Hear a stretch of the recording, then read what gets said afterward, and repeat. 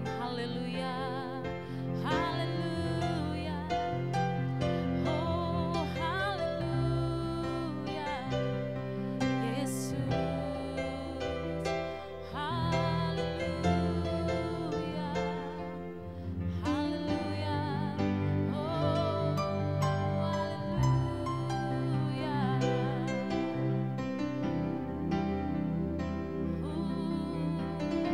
Kami bawa hati kami bawa jiwa kami Tuhan ke hadapan-Mu, Yesus. Haleluya, Bapa Engkau mengenal kami melebihi siapapun. Oh Yesus. Haleluya, haleluya. Haleluya.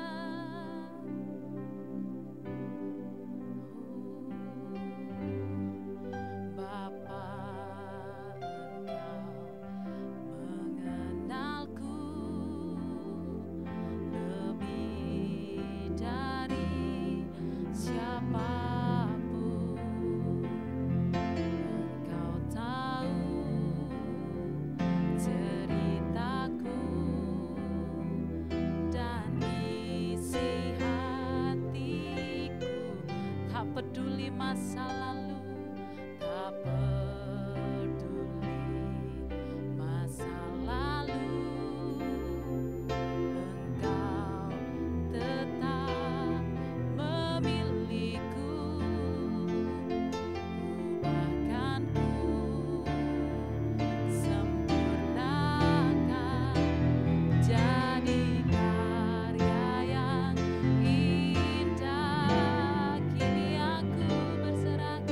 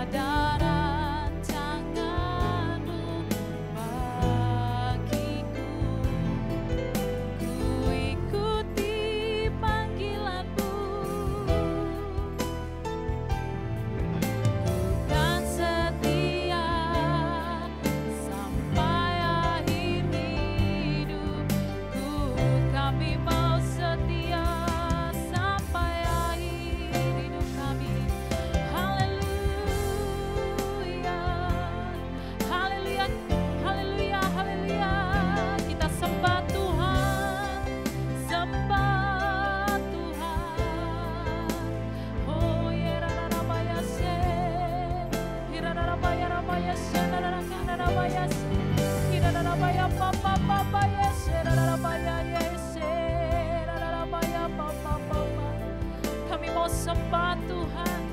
Kami mau sembah Yesus. Haleluya, haleluya, haleluya, haleluya. Kami mau naikkan pujian kami kepadamu ya Tuhan. Oh Yesus. Oh ya Rabaya Rabaya se. Hira Rabaya Rabaya se. Rabaya se. Hira Rabaya Rabaya se. Rabaya Rabaya Rabaya se. Kita angkat roh kita. Kita angkat roh kita. Oh Rabaya Rabaya Rabaya Rabaya se. Penuhkan kami Tuhan. Penuhkan kami Yesus. Kami percaya Tuhan. Kami percaya Engkau Tuhan. Oh Yesus. Dunia boleh bergejolak. Dunia boleh hancur. Tapi kami percaya Engkau ada di tengah-tengah kami ya Bapa. Haleluya. Haleluya. Haleluya. Ya Rabaya se. Rabaya Rabaya Rabaya. Sindir kiri Papa yes. Papa. Rabaya Rabaya sindir Papa. Yesus. Oh. Haleluya. Haleluya. Haleluya. Haleluya. Haleluya. Haleluya. Yes. Haleluya. Haleluya.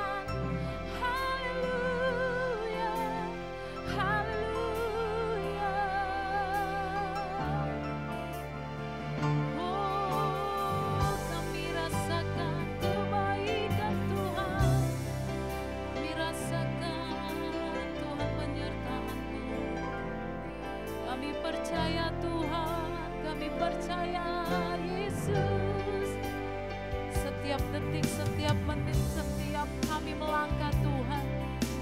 Kami percaya Tuhan ada di tengah-tengah kami. Oh Yesus, haleluya, haleluya. Lebih dalam kami menyembah-Mu Tuhan. Hura papa papa yes, darara darara ya papa. Hilala ya papa yes, darara ya papa. Hilala ya papa yes, darara papa papa papa. Yes, darara ya darara yes. Hura ya papa yes, darara ya darara darara ya yes. Papa Yesus, Papa, kami percaya Tuhan hadir. Kami percaya Engkau Yesus. Kami sembah Yesus, kami sembah Yesus. Yesus segala-galanya, Yesus segala-galanya buat kami. Terima kasih Tuhan, terima kasih Yesus. Oh, bangun roh kita. Oh, saudara-saudaraku yang ada di rumah, bangun roh kita. Udah bayar papa. Kira bayar papa yes.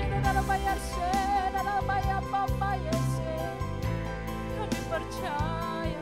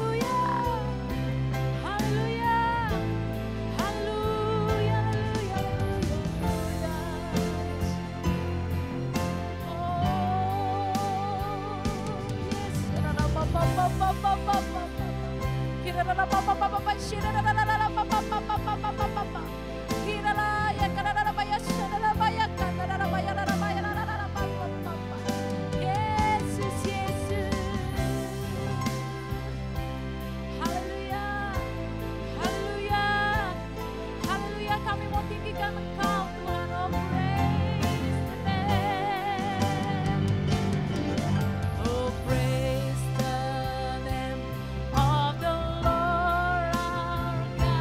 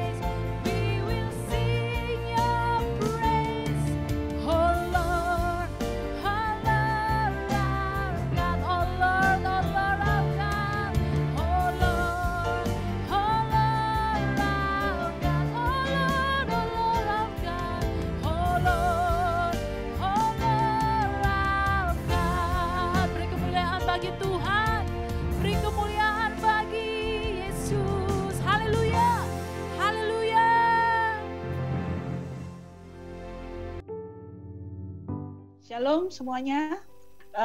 Kangen saya terobati karena apa? Udah lama kita nggak ketemu ya. Kita bisa bertemu di sini, walaupun hanya tatap muka. Wah, sudah senang sekali.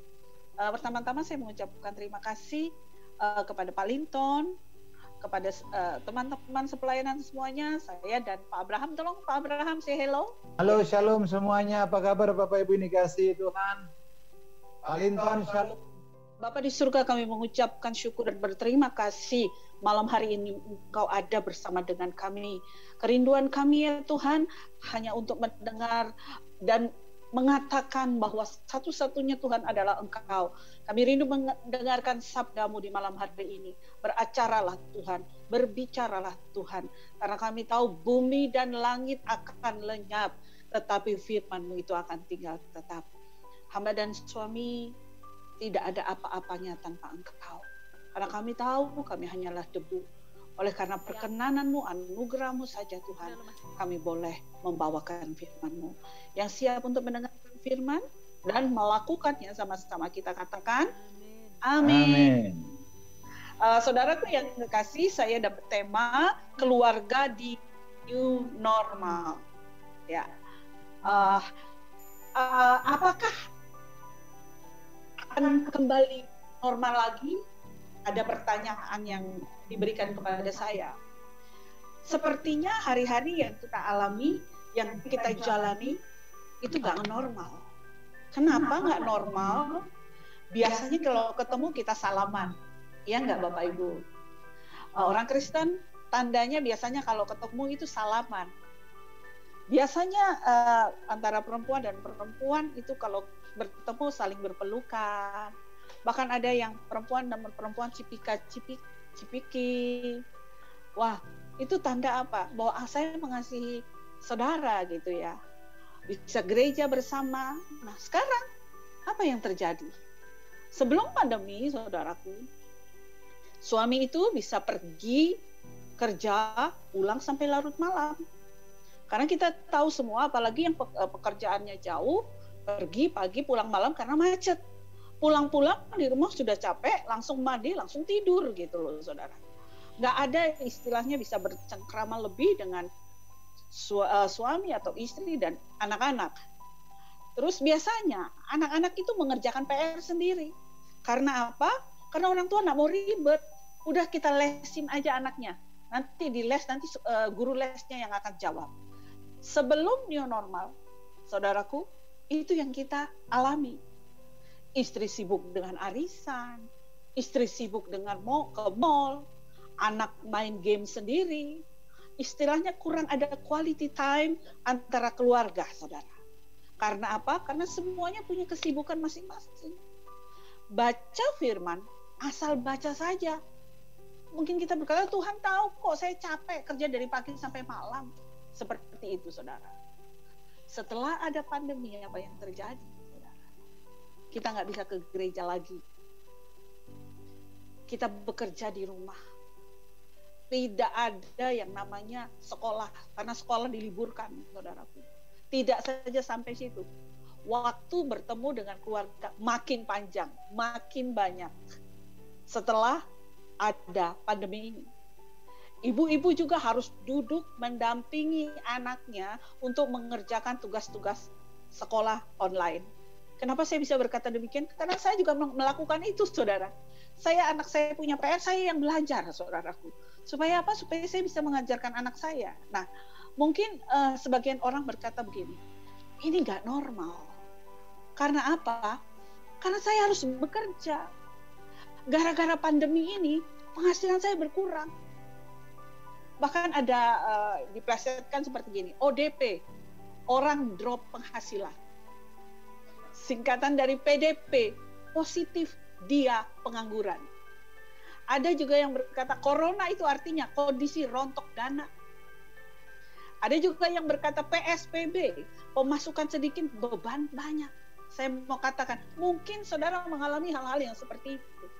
Saya mau katakan, saudara, hidup di new normal ini banyak tantangan. Yang setuju katakan amin. Ya, banyak sekali tantangan. Mungkin penghasilan saudara lebih sedikit.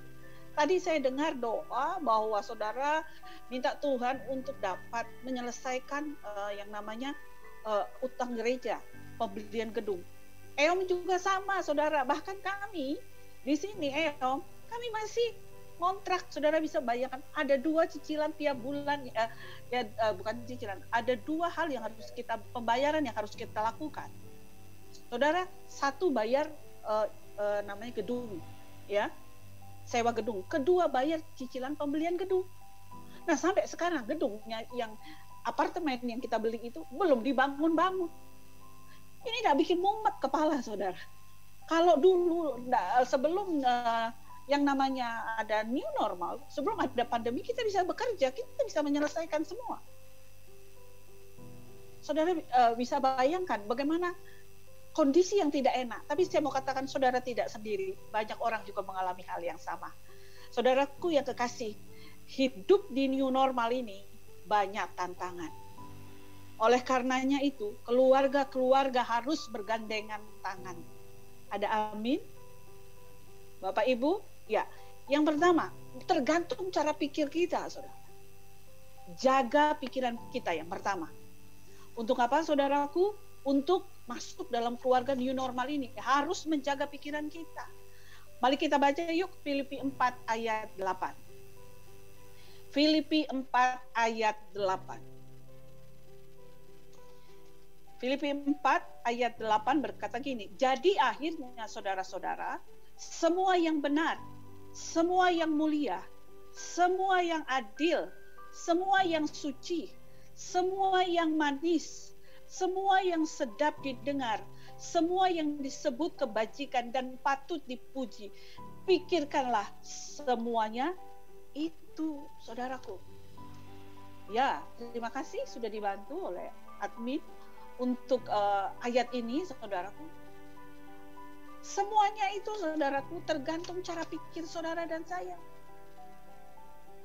Saya mau katakan, saudara, berkat itu selalu ada bagi orang yang mengasihi Tuhan. Ada amin, saudaraku? Katakan kiri kanan yang di sampingnya ada teman, berkat itu selalu ada dari Tuhan. Iya, haleluya. Saya kasih contoh. Ini air, ada yang bilang begini, tinggal setengah, ada juga yang bilang masih setengah. Orang yang negatif, dia akan bilang tinggal setengah.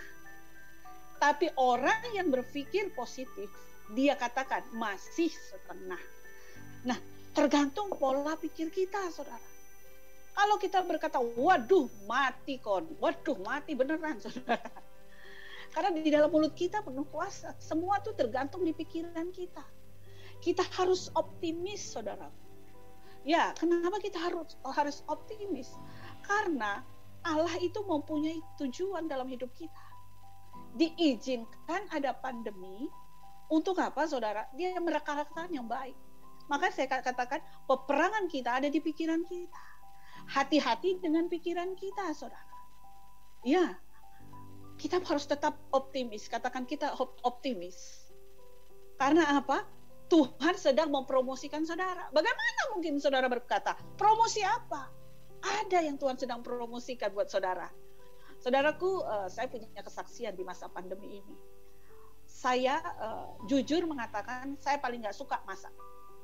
Apalagi disuruh buat kue. Aduh, tepung di sana sini, perabotan banyak yang kotor gitu. Apalagi saya punya anak kecil kan. Waduh, dia bisa berantakin semua, dan saya paling tidak suka buat kue. Tapi di masa pandemi ini, ketika ada stay at home, potensi-potensi yang Tuhan berikan kepada saya bisa keluarkan. Karena ada apa? The power of kepepet, saudara. Ya, saudara bisa lihat, saya ini kue buatan saya, saudara.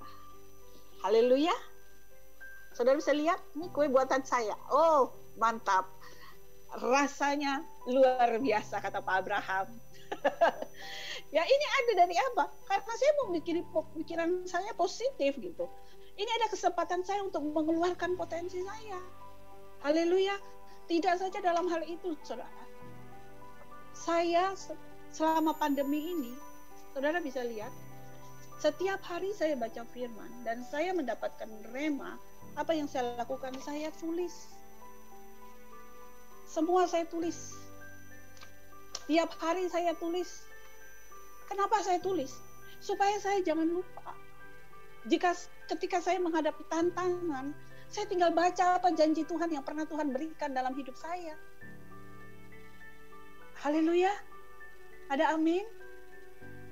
Ya, saudaraku, tergantung cara pikir kita. Yang pikirkan yang mulia, pikirkan yang adil, pikirkan yang suci, pikirkan yang manis, pikirkan yang sedap didengar. Dengan adanya pandemi ini, saudara, suami istri bisa lebih ada quality time. Haleluya. Dalam masa pandemi ini, new normal ini, saudara, kita dan anak kita bisa lebih dekat. Kita dengan suami kita bisa lebih dekat. Ya. Nah, lebih dekat dalam hal apa? Dalam hal mendidik anak kita untuk takut akan Tuhan. Menjadi contoh buat istri kita, suami kita untuk jadi pelaku firman. Haleluya, saudaraku. Ya. Karena apa? Yang kedua, kebahagiaan itu dimulai dari diri sendiri, bukan dari luar. Dari dalam keluar, Bapak Ibu. Ya, kita lihat Amsal 17 ayat 22. Amsal 17 ayat kedua. Yang kedua, keluarga di new normal ini, yang pertama tadi saya katakan, jaga pikiranmu. Yang kedua, kebahagiaan itu dimulai dari diri sendiri. Amsal 17 ayat 22. Hati yang gembira adalah obat yang manjur, tetapi semangat yang patah mengeringkan tulang. Saya mau katakan Bapak Ibu, hati yang gembira itu adalah obat yang manjur, saudara. Bukan berarti kita pura-pura nggak tahu gitu ya. Ada masalah, kita pura-pura nggak tahu. Istilahnya, sudahlah. Nggak seperti itu, saudaraku. Kita bergembira karena ada Tuhan dalam hidup kita. Ketika ada yang bertanya begini, apa itu kebahagiaan? Ada yang bilang begini, saya bahagia kalau saya memiliki rumah yang besar. Ada yang berkata juga demikian, saya berbahagia ketika saya memiliki mobil terbaru. Saya akan merasa bahagia ketika saya memiliki rumah yang besar. Jadi direktur, punya jabatan dan sebagainya. Saya mau tanya, apakah itu kebahagiaan yang sejati? No. Tidak, saudara. Ya, Tuhan bilang apa? Hati yang gembira adalah obat yang manjur. Bukan berarti saudara kaya tidak boleh. Tapi itu bukan segalanya. Semuanya dimulai dari hati yang gembira. Masalah boleh ada. Saya mau katakan, ketika hari ini saudara mengalami masalah, saudara ada di padang gurun, itu saudara sebenarnya sedang dipromosikan oleh Tuhan. Ada amin? Saat ini mungkin saudara di dalam keadaan yang tidak enak. Saya mau berkata, saudaraku, saudara sesungguhnya saat ini, saudara sedang dilatih oleh Tuhan. Karena tempat favoritnya Tuhan adalah melatih kita adalah di padang gurun, supaya kita keluar lebih dari sekedar pemenang. Saudara percaya masa depan saudara aman di dalam tangan Tuhan? Haleluya. Oleh karena itu saya mau katakan di keluarga yang new normal ini, saudara harus lebih lagi bergandengan tangan di hadapan Tuhan. Ajari anak saudara untuk takut akan Tuhan. Ajari siang, malam, pagi, petang untuk firman Allah kepada anak saudara. Ayah, ibu yang berhasil adalah menanamkan nilai-nilai kerajaan bagi anak-anaknya. Haleluya. Karena yang ketiga apa? Tuhan mau diprioritaskan lebih daripada yang lain. Tuhan tidak mau diduakan. Apakah sebelum ada pandemi, sebelum ada new normal, hidup saudara sudah baik? Standarnya kita beda dengan standarnya Tuhan. Haleluya, saudara. Ya, kadang-kadang tanpa kita sadari, kita hidup tidak sesuai dengan standarnya Tuhan. Hari-hari ini, dalam new normal, Tuhan mau kembali kita mengalami kasih yang mula-mula. Haleluya. Saudara sedang dipromosikan Tuhan. Amin. Saudara sedang dilatih oleh Tuhan untuk keluar lebih dari sekedar pemenang. Saya mau katakan keluarga di new normal ini, saudaraku, adalah keluarga yang bisa menjaga pikirannya. Pikirannya berbeda. Ya, keluarga yang ada dalam new normal ini adalah keluarga yang kebahagiaannya itu dimulai dari dalam, bukan dari luar. Di luar apapun yang terjadi, tapi kalau di dalamnya kita bersuka cita karena ada Tuhan di dalam kita, bahwa Tuhan tidak pernah meninggalkan kita, itu beda pandangannya. Haleluya. Yang ketiga, kita tuh harus tetap memprioritaskan Tuhan. Selama ini mungkin kita sibuk dengan pekerjaan kita, rutinitas kita. Kita suka melupakan Tuhan. Hari-hari ini dalam keluarga di new normal, kita utamakan Tuhan. Bapak Ibu yang dikasihi Tuhan Yesus Kristus, tadi istri saya cerita bahwa dengan new normal yang sedang terjadi ini, kita harus mengalami pemulihan. Bukankah situasi yang terjadi ini merupakan jawaban atas doa-doa kita? Kita sering berdoa, Tuhan, kami rindu lebih banyak punya waktu untuk berdoa dengan keluarga. Dengan COVID ini harusnya Anda punya waktu untuk berdoa dengan keluarga. Mungkin Anda berdoa selama ini, Tuhan, kami rindu bersama dengan anak-anak, keluarga, bergandengan tangan untuk lebih lagi dalam Engkau. Jawaban saya, ini adalah jawaban doa buat kita semuanya. Amin Bapak Ibu. Saya garis bawahi Filipi 4 tadi.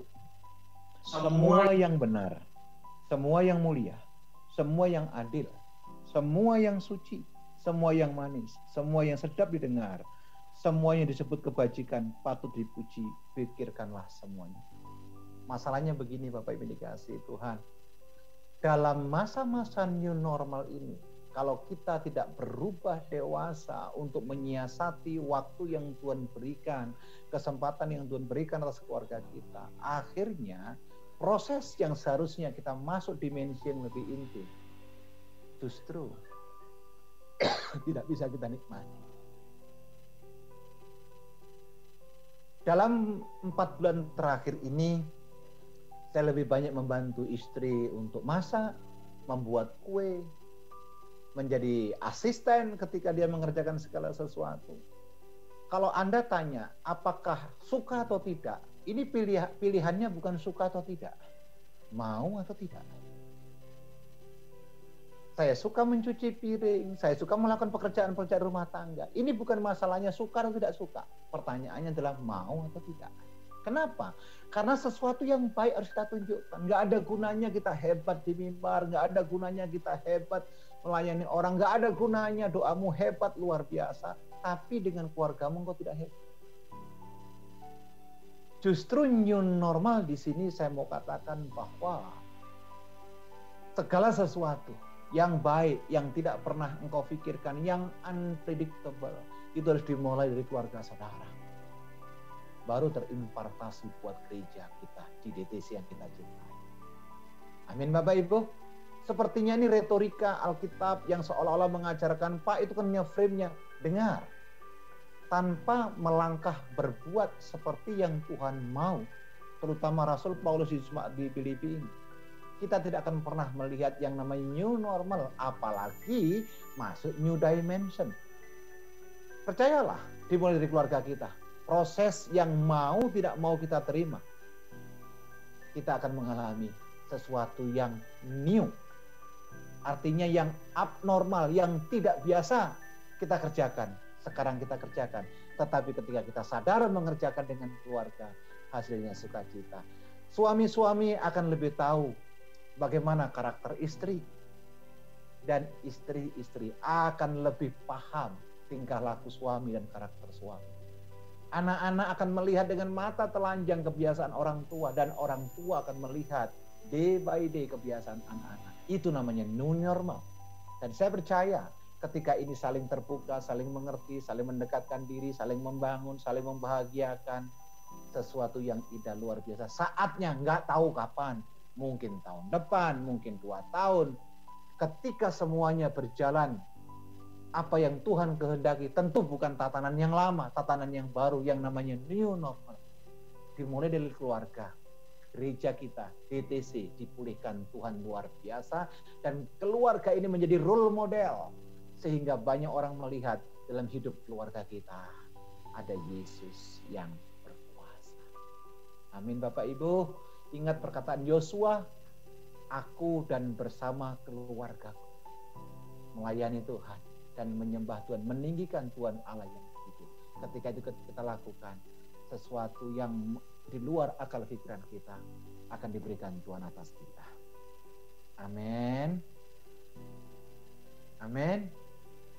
Saya rasa waktu kami untuk berbicara sudah lewat, jadi kita akan talk show, akan tanya jawab. Jika Bapak Ibu berkenan, silakan unmute.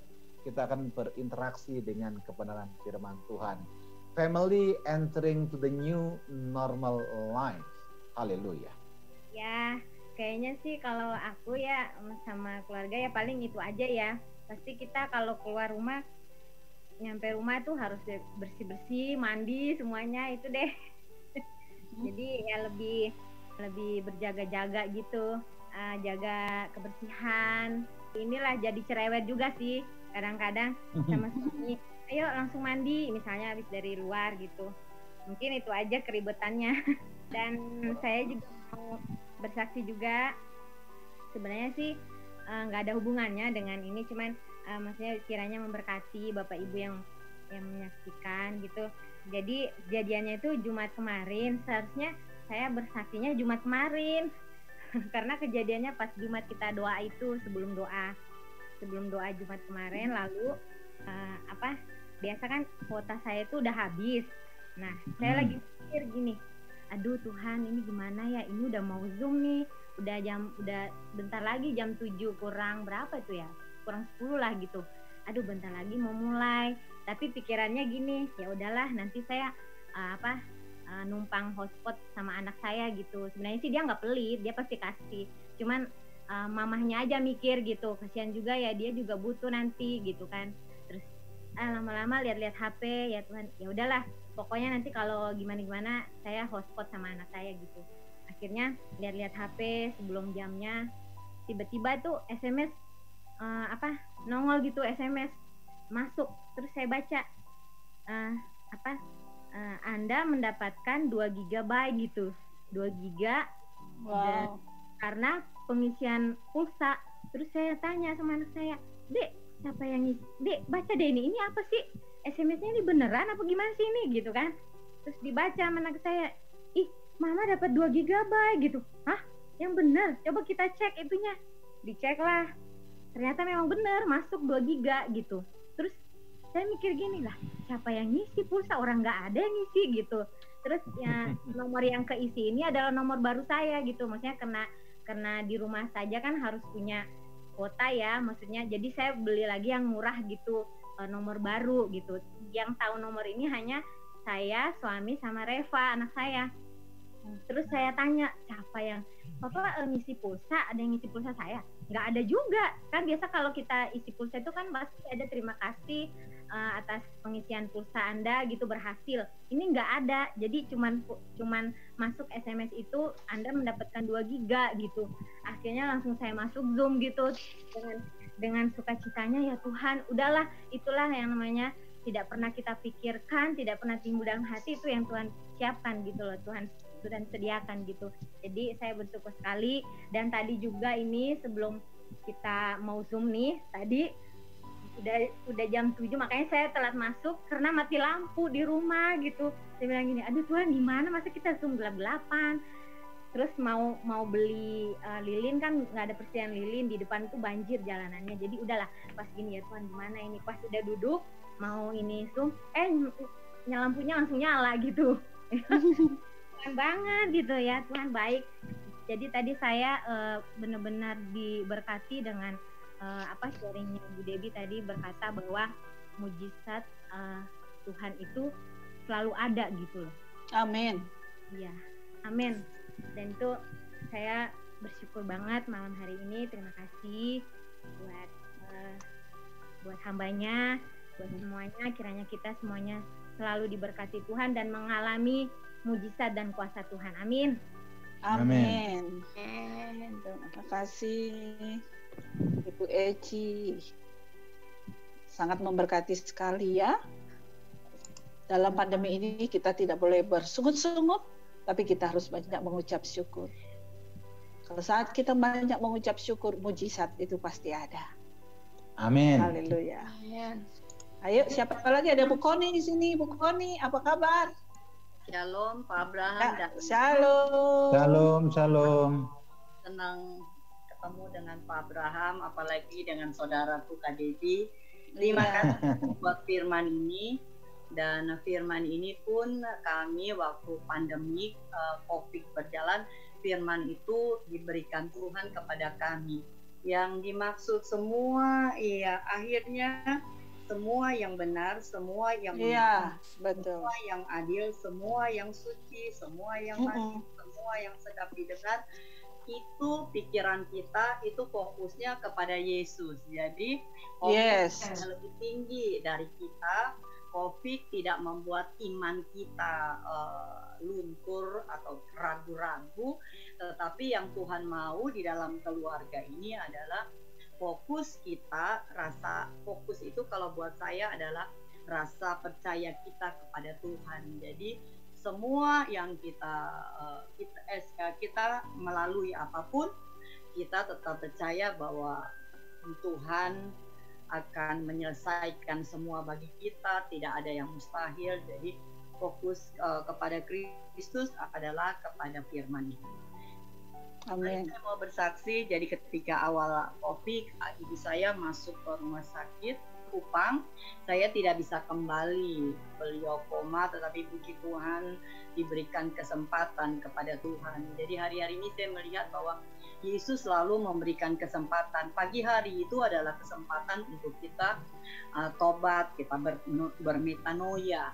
Jadi singkat cerita, Mama kembali ke rumah, tetapi beliau lemah dan saya merasakan bahwa ada satu ketakutan.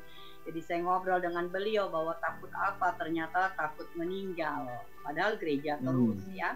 Tetapi Tuhan cuma bilang, kamu tiap malam mesbah doa dengan beliau. Jadi kami di rumah ini oleh karena Tuhan kami tiap malam tersambung.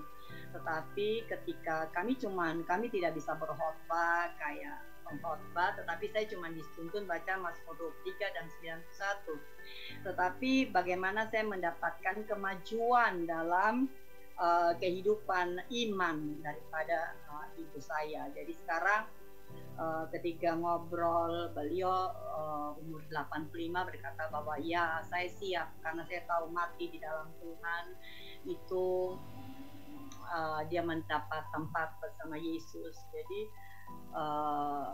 saya melihat bahwa pandemik ini Tuhan buat yang tidak kita pikirkan, bahwa saya selalu pegang Roma 8 ayat 8 bahwa Allah turut bekerja untuk mendatangkan kebaikan bagi orang yang mengasihi Dia. Amin. Kita cerita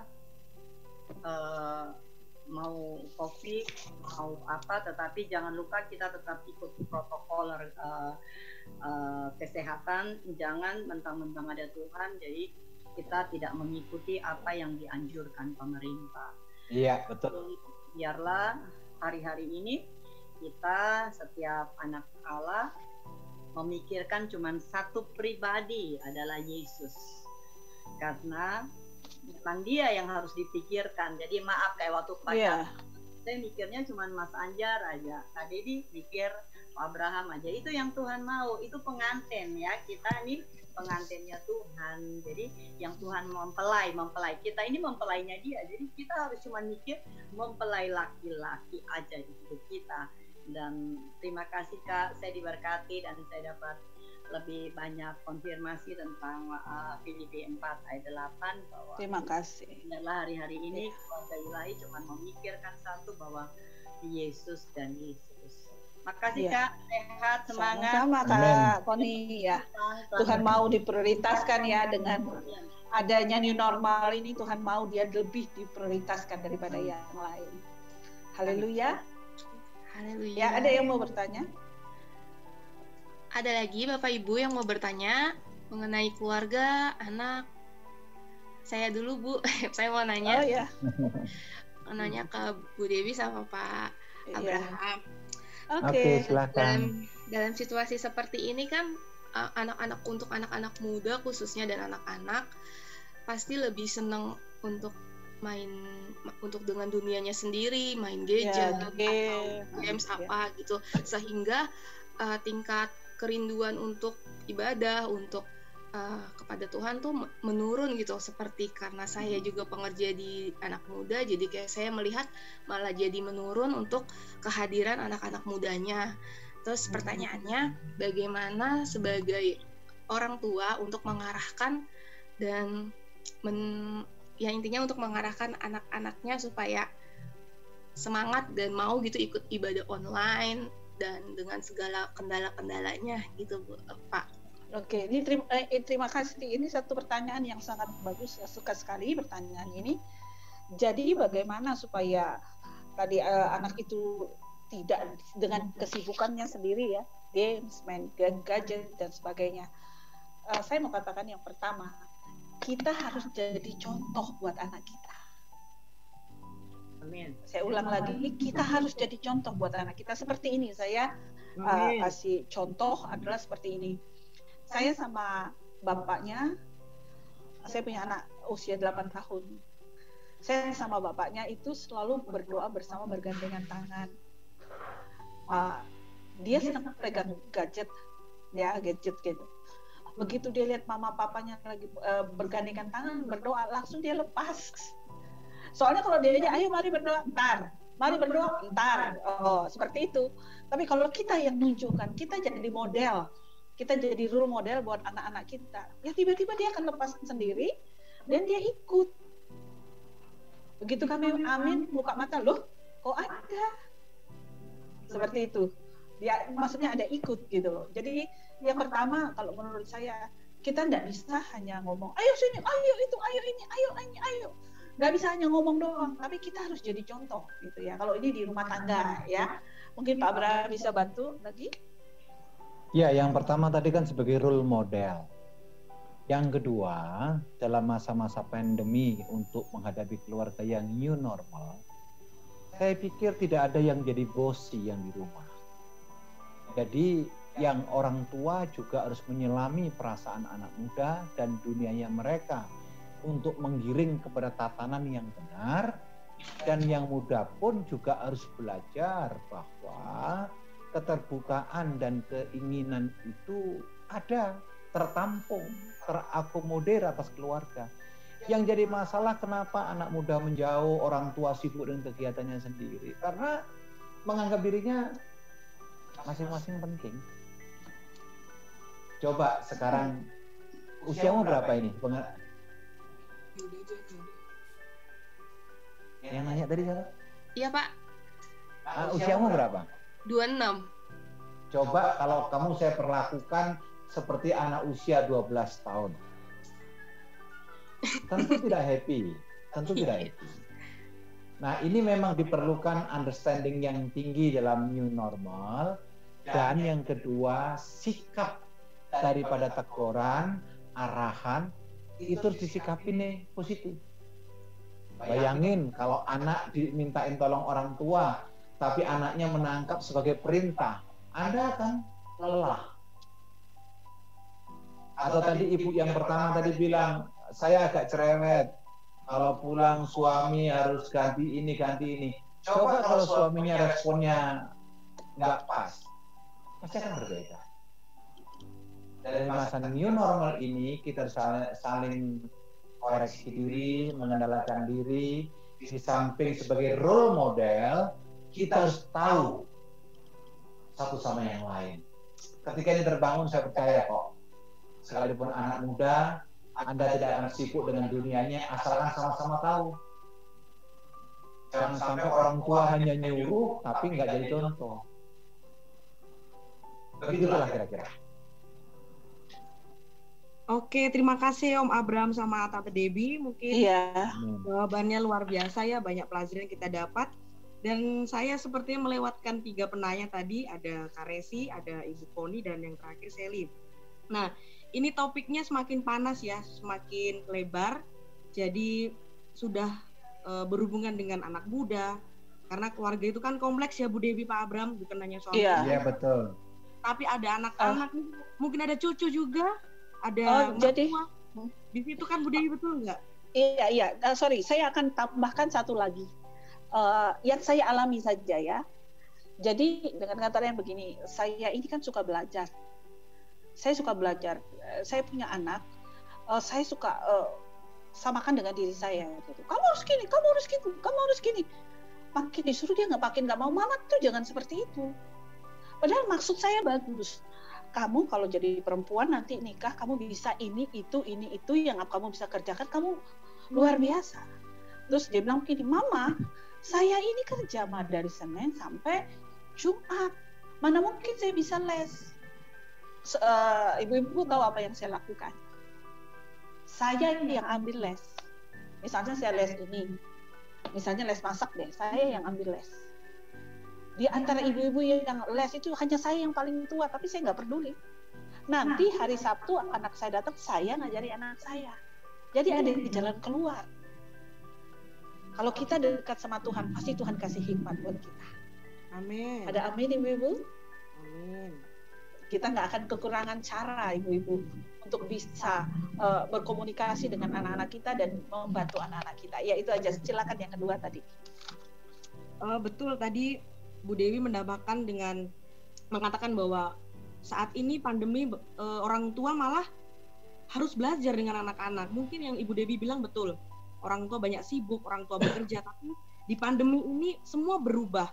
Orang tua masih intensitas waktu yang banyak dengan orang tua. Nah, di keluarga besar yang datang di Zoom ini, yang hadir mungkin punya masalah Bu Dewi. Bagaimana sih ngajarin anak pandemi ini di rumah? Mungkin aku nggak bisa ngajar, aku bukan guru, pusing ngajarin online, Mungkin ada yang mau bertanya dari Bapak Ibu Saudara yang punya anak atau yang memang itu anak sendiri, atau aku nggak mau diajarin sama mamaku, cewek, galak, dan lain-lain. Nah, ada yang mau tanya tentang hal ini? Tentang belajar di rumah, orang tua yang mungkin butuh tips dari Bu Debbie dan Pak Abraham untuk mengajari, menyiasati anak-anak? Ayo, ini seru loh topiknya, seru banget. Yang mahasiswa mungkin yang sekolah ada yang pusing gitu menghadapi online ini, papa mama tetap nggak peduli atau bagaimana? Coba ayo sama-sama. Ada yang punya anak TK, ada anak SD gitu yang pakai Google Classroom, mamanya aja nggak tahu Google Classroom gitu kan istilahnya. Gimana caranya supaya emosi sih Bu Debbie ya kadang-kadang kalau ngajarin anak lagi. Betul, sangat betul. Saya kalau ngomong soal anak, wow. Betul. Saya kasih contoh anak saya kelas 2. Ya. Ini ibu bapak bisa lihat ringkasan dari buku. Kalau buku pena itu kan tebel. Materinya lompat-lompat. Saya satu malam nggak tidur hanya untuk nyatet ini nih Bapak Ibu. Saya baca ya. Nada panjang dibunyikan berapa ketukan. Pandang pendek lagu, birama lagu. Ini tentang seni suara ya. Belum lagi tik, alat-alat telekomunikasi dan fungsinya. Contoh apa saya tulis. Jadi nggak gampang memang jadi orang tua. Harus ada pengorbanan. Nah, dari situ saya pendekatan kepada anak saya. Jadi saya ringkas ceritanya. Saya ringkas. Jadi dia belajarnya gampang. Jadi kalau seandainya saya bilang buka buku pena, halaman dia sudah lihat tebel aja dia sudah nggak mau belajar. Jadi kita tidak hanya bisa bilang belajar. Mari kita ikut ambil bagian di dalamnya. Betul. Berarti Bu Debbie memberikan poin tambahan bahwa orang tua di masa pandemi ini harus berkorban demi anak-anak, harus berkorban demi keluarga. Betul. Itu poin tambahan. Jadi boleh saya masukkan Bu Debbie tadi ada jaga pikiran, kebahagiaan dimulai dari sendiri, memprioritaskan Tuhan, dan nomor 4 boleh saya tambahkan berkorban? Iya, boleh. Baik.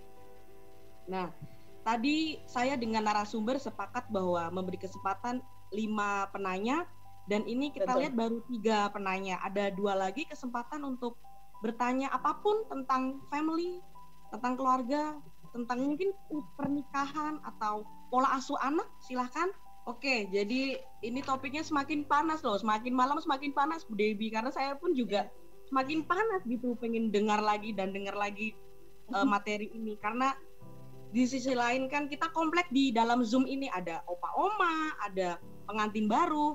Silakan Pak Soleman, Bu Soleman bisa bagi tips sampai opa oma ini selalu bergandengan kayak truk gandeng gitu. Sama-sama Harmonis.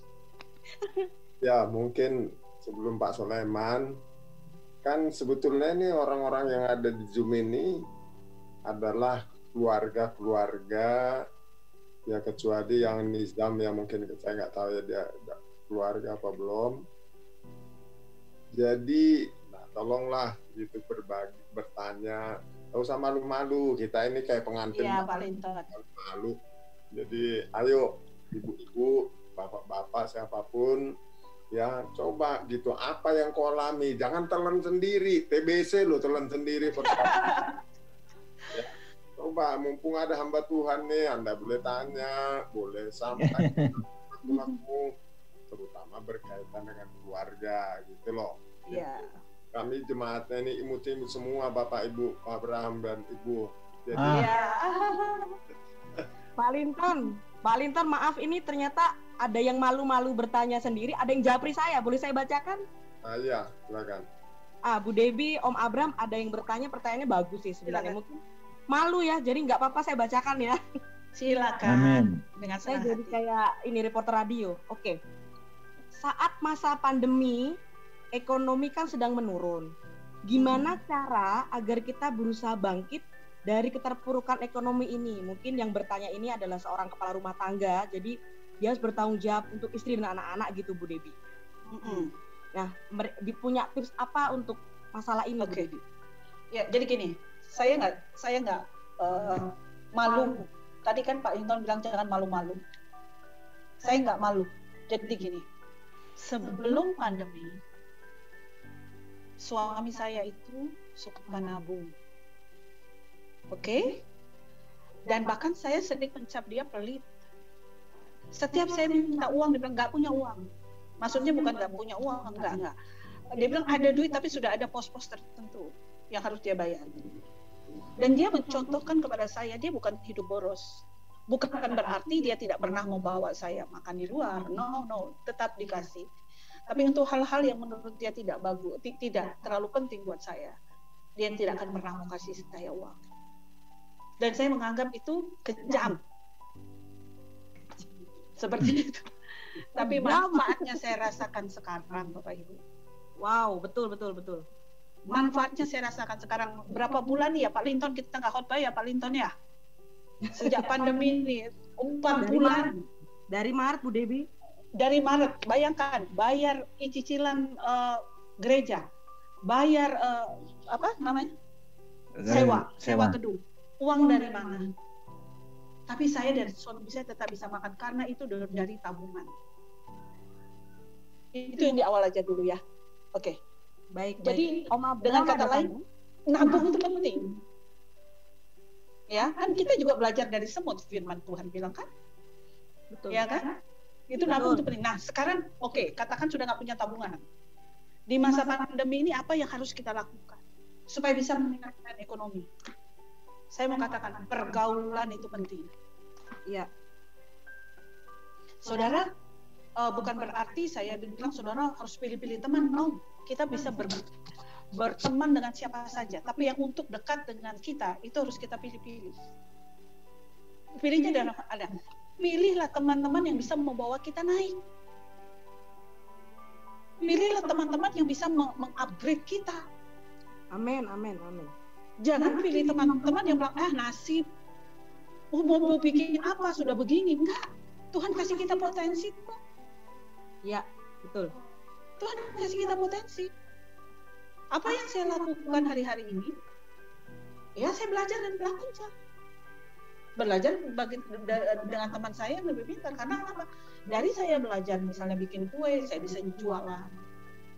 Tapi gini loh, tadi Koni juga bilang, prioritaskan Tuhan. Amin. Amin. Maka apa yang tidak kita pernah pikirkan, Tuhan akan bukakan kita jalan di tengah-tengah pandemi ini. Ya. Karena saya pegang janji Tuhan, sampai putih rambutku, Tuhan tidak pernah meninggalkan aku. Amin. Amin. Jadi suami dalam keadaan penghasilan yang kurang, jangan malah dimarah-marah. Tidak bisa. Ada uang abangku sayang, tidak ada uang bukan abangku tendang, tetap ku sayang. Ya. Tetap support suami kita, pasti aja ada jalan. Nggak tahu jalannya gimana. Amin. Tapi Amin. saya tanamkan, ayo bergaul dengan orang-orang yang membawa engkau naik. Haleluya. Amin. Jadi yang penting juga, terutama, saya berbicara sebagai kepala keluarga, sebagai suami.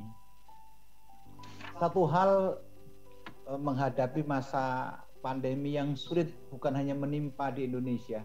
Saya hampir tiap hari komunikasi dengan kawan-kawan saya di Mesir, kawan-kawan saya di Israel, kawan-kawan saya di Amerika, dan kawan-kawan saya di Yordania. Jadi kesulitan yang mereka hadapi sama yang kita hadapi karena ini sifatnya ada around the world. Pertanyaannya begini, ketika ini terjadi di hadapan mata kita, kita tidak bisa hindari. Yang penting bukan masalahnya, yang penting adalah sikap kita dengan masalah itu. Iya. Kunci yang utama buat saya adalah, pertama, sebagai suami dulu, saya ngomong dari sisi laki-laki. Cukupkan dulu apa yang ada padamu. Dengan mengelola apa yang ada, kita pertanggungjawabkan tentu dengan maksimal, bukan berarti pura-pura menderita. Karena ada orang dikit-dikit tidak punya uang, susah kita nanti. Oh, jangan begitu. Karena Alkitab katakan apa yang kau ikat di bumi terikat di surga, yang kau lepaskan di bumi terlepas di surga. Kita lebih punya wisdom untuk mengelola manajemen keuangan. Saya bilang sama istri saya, kalau nggak penting nggak perlu keluar. Kalau nggak ada tujuan, stay home. Karena itu bukan penghukuman, bukan menimpa keluarga kita saja, semua orang mengalami. Yang kedua, cerdas-cerdaslah mengukur kemampuan kita. Kalau tidak, repot. Contoh, sebelum pandemi mungkin ibu-ibu suka pergi ke mall shopping, atau enggak shopping window shopping, atau tiap 2 minggu krim bak, 2 bulan sekali facial. Wow. Sudahlah, ini pandemi. Tidak ada kemana-mana. Yang menikmati wajahmu yang cantik juga suamimu. Kasih yang netral, kasih yang natural, kasih yang asli. Kenapa tidak berhias? Katanya Pak Linton, nah ada hepeng. Jadi gini, intinya cukupkan yang ada, kelola yang baik, dan tetap bersyukur. Saudara pasti akan keluar dari masalah. Amin. Amin. Amin. Amin. Amin. Amin. Ada firman bilang begini, tidak usah memikirkan hal-hal yang di luar kemampuanmu. Sakit nanti saudara. Haleluya. Amin. Amin. Amin. Amin. Ayo penanya nomor 10. Penanya berikutnya. Oke, Om Abram sama Bu Debi, jadi boleh saya rangkumkan dari jawaban Om dan Tante. Jadi dari kepala rumah tangga, cukupkanlah apa yang ada, cerdas-cerdaslah mengukur kemampuan kita. Kalau nggak usah keluar, itu kata kunci. Kalau nggak penting nggak usah keluar, itu kata kunci Om. Terus Ibu Debi memberikan tips ke suami istri itu biasa memprioritaskan kebutuhan dulu, memplot-plotkan pos 1, pos 2, pos 3 kayak gitu. Iya. Supaya mungkin tidak bocor keuangannya ya Bu Debi sama Om Abram. Betul. Ya, betul sekali. Betul. Kemudian Ibu Debi bilang pergaulan, karena kan pergaulan yang apa itu buruk merusak kebiasaan yang baik itu. Iya, betul. Karena di masa pandemi ini butuh koneksi, betul nggak Bapak Ibu? Betul sekali.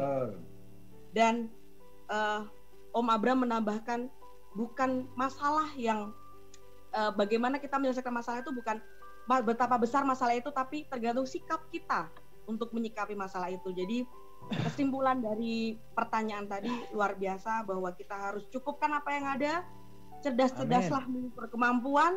Kalau nggak penting stay at home aja, kemudian perbanyak koneksi yang baik-baik, yang luar biasa. Karena koneksi itu kan bahkan kadang yang membantu kita, bener nggak Tante Om?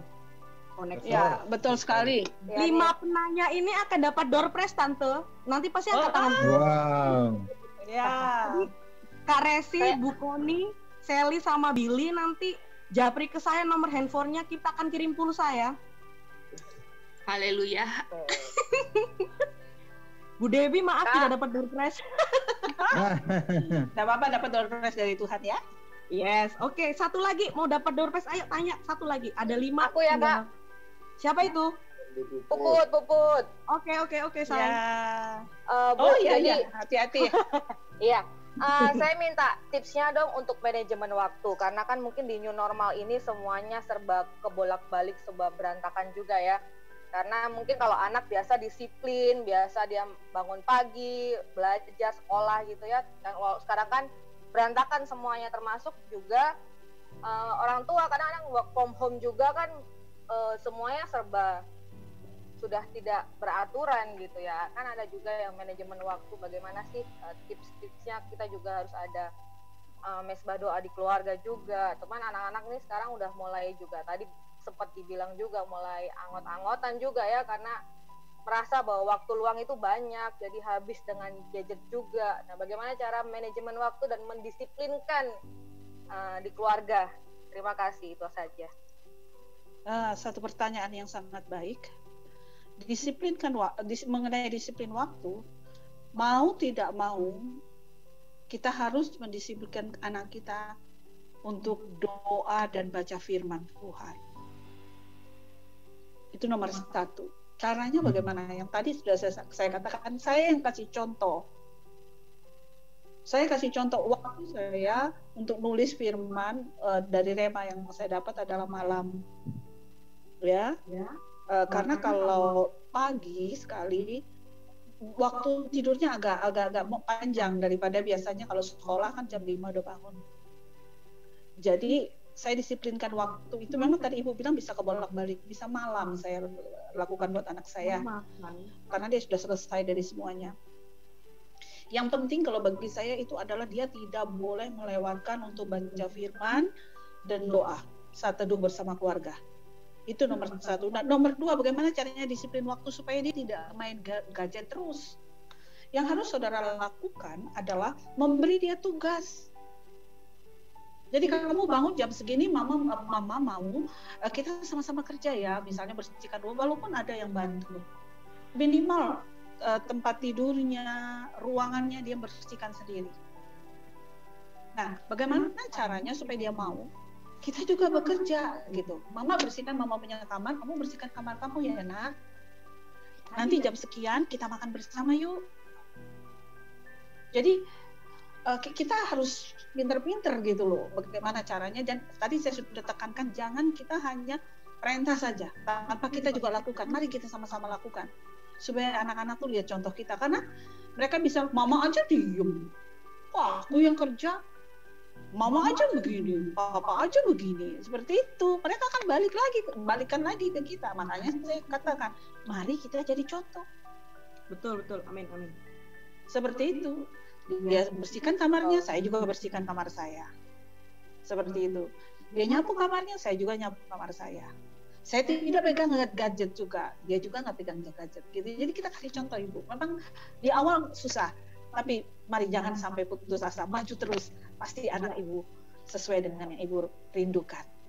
Saya pikir kita jelas bahwa hidup kita suratan yang terbuka ya. Iya. Jadi dimulai dari Diri kita kita untuk keluarga, ya diri kita sendiri. Gini loh Bapak Ibu, saya nggak bisa nambahin banyak. Saya mau katakan demikian. Kalau Anda masih bermasalah dengan diri Anda tidak bisa menyelesaikan masalah orang lain.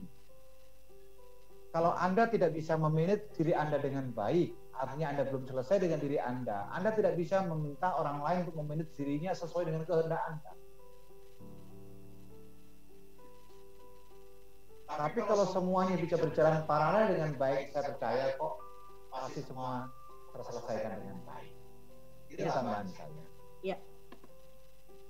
Cukup Om Abraham? Cukup. Oke, thank you. Sangat jelas ya jawabannya untuk pertanyaan dari saudara saya yang nan jauh di sana di Sukabumi, Puput. Jadi kalau boleh saya simpulkan Bu Debbie, untuk manajemen waktu yang paling terpenting jangan pernah tinggalkan saat teduh dan baca firman, betul nggak? Iya, Yang betul sekali. Dan biar anak tidak selalu gadget, dibikin dia sibuk, berikan tugas, betul kata Bu Debbie. Betul. Ajak main, dia juga ajak main. Ya betul. Kemudian yang terakhir, biarlah sekali lagi dari awal tadi Bu Debbie bilang dan Om Abraham, kita adalah role model, kita biarlah menjadi pelaku dulu, mencontohi anak. Anak pasti akan follow, karena anak itu kan repeat, mengikuti seperti itu. Iya, benar sekali Mbak Hilda. Ya Bu, saya guru TK. Wah, lebih pakar. Oke, ini permintaan request dari sponsor. Ada satu bonus lagi untuk penanya yang ternyata adalah Om Ivan, karena dari tadi tangannya terangkat cuman nggak terlihat gitu. Jadi ada request dari sponsor, silakan Om Ivan untuk penanya terakhir Bu Debbie ya. Iya, silakan. Oke, shalom Bu Debbie. Shalom Pak Ivan. Iya, ini kan tadi saya dengar, iya Pak Abraham, shalom Pak Abraham. Maaf lewat. It's okay. Ya dari tadi kita kan ngomongin sikap kita, sikap orang tua terhadap anak atau anak dalam menghadapi masa pandemi ini kan. Nah itu sikap kita terhadap keluarga kita ini. Betul. Family new normal gitu ya. Dan ini yang saya mau tanyakan sekarang adalah bagaimana sikap kita terhadap gereja lokal. Dalam hal ekonomi kita ingin membantu gereja gitu kan. Apalagi kan gereja kita ini masih banyak yang harus kita selesaikan gitu kan. Nah sikap kita ini ke gereja ini seperti apa? Mungkin ada hal-hal yang lebih spesifik lah buat kita kita lakukan selain ya memang yang terutama baca Alkitab, berdoa. Mungkin ada hal-hal yang perlu kita ada masukan buat kita gitu. Oh ya, terima kasih. Sikap hati kita terhadap gereja lokal kita. Itu aja sih. Ya, pertanyaannya bagus sekali Pak Ivan. Karena apa? Saya ngalami tidak ada dusta di antara kita. Biasanya sebulan itu kita khotbahnya banyak ya. Tapi ini saya mau cerita sambil nangis gitu. Yang saya lakukan, saya tetap memberi.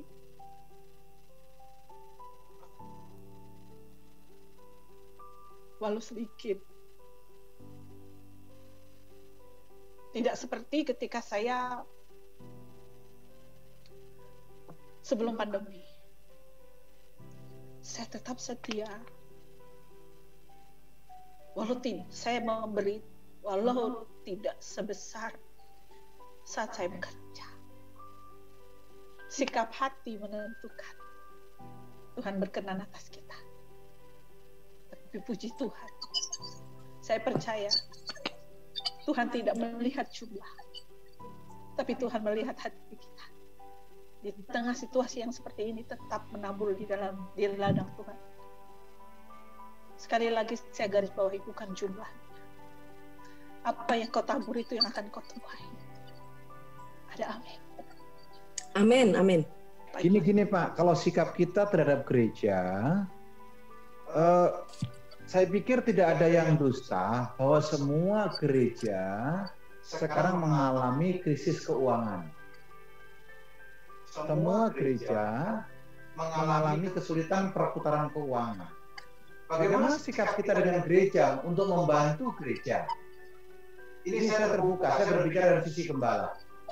Yang pertama adalah usahakan sedemikian rupa tidak membebani gereja dengan masalah-masalah yang kita hadapi dalam tanda kutip keluarga demi keluarga. Mungkin selama ini kalau ada sesuatu kita bisa meminta bantuan gereja atau diakonia segala macam. Nah mungkin hari ini kalau toh kita tidak bisa memberi paling tidak menambah beban Iya. sisi manajemen gereja. Itu yang pertama.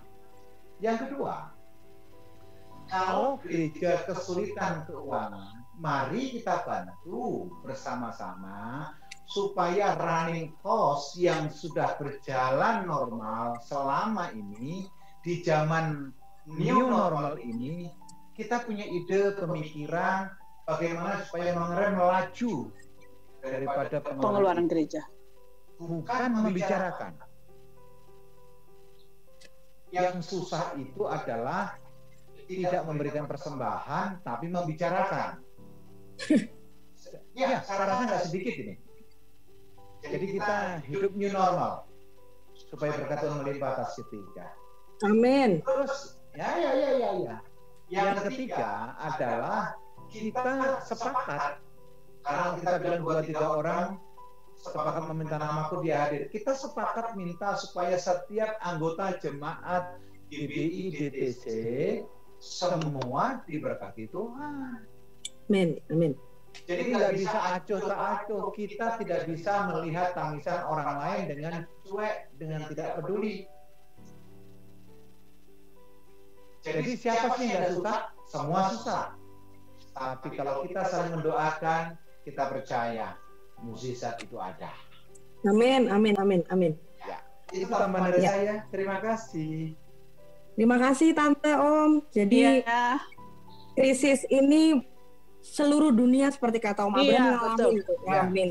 Betul. Dan sikap kita sebagai bentuk kasih kita kepada gereja ya tetap memberi apapun itu gitu. Iya. Dan seperti gereja mula-mula kan saling memecahkan roti bersama, lalu bersama. Mungkin kita juga akan kembali seperti itu bersama-sama. Siapa yang nggak punya roti kita kasih roti. Yang butuh apa. Dan kata kunci yang saya pegang dari Om Abraham tadi, udahlah jangan bebani gereja lagi, udah kayak gitu. Jadi kalau nggak bisa bantu apa ya sudah, nggak bisa memberi persembahan ya sudah, tapi jangan sampai membebani gereja lagi. Artinya dalam tanda kutip udah nggak ngasih malah ngomongin gereja, itu bahaya gitu ya Tante Om, itu bahaya itu.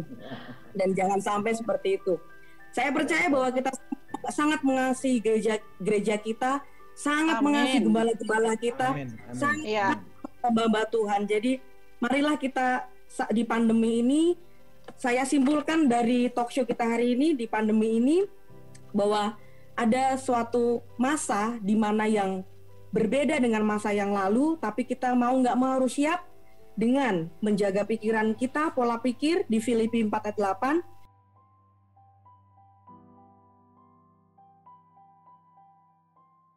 Kemudian kebahagiaan itu dimulai dari diri sendiri, karena hati yang gembira adalah obat yang manjur.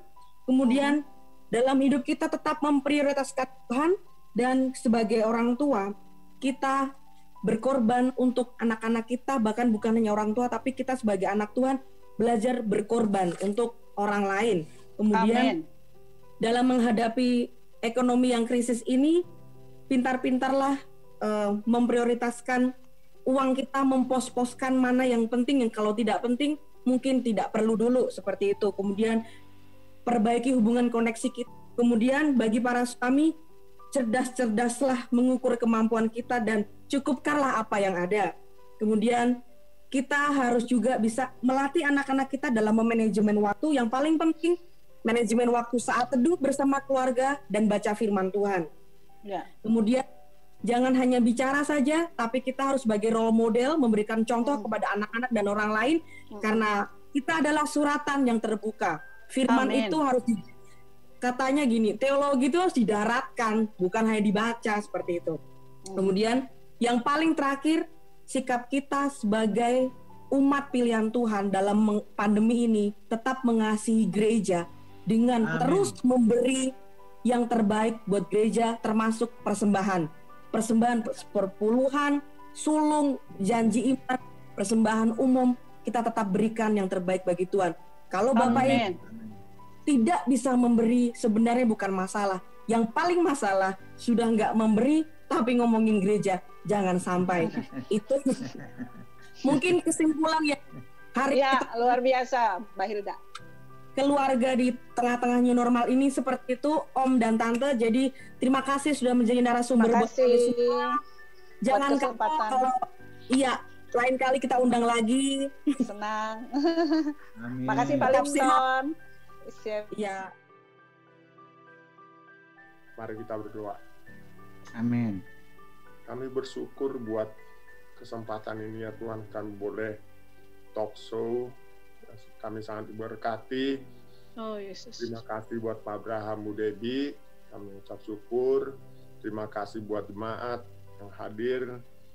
Kami percaya mereka juga diberkati lewat sharing, lewat pertanyaan-pertanyaan ini. Dan kami berdoa supaya semua kami tetap kuat, tetap semangat melakukan firman Tuhan yang sudah kami dengar. Terima kasih Tuhan Yesus, berkati mereka, berkati Bu Debi, Pak Abraham juga. Dan mari angkat tanganmu, kita sama-sama terima berkat. Terimalah berkat kasih karunia yang berlimpah-limpah dari Bapa di surga.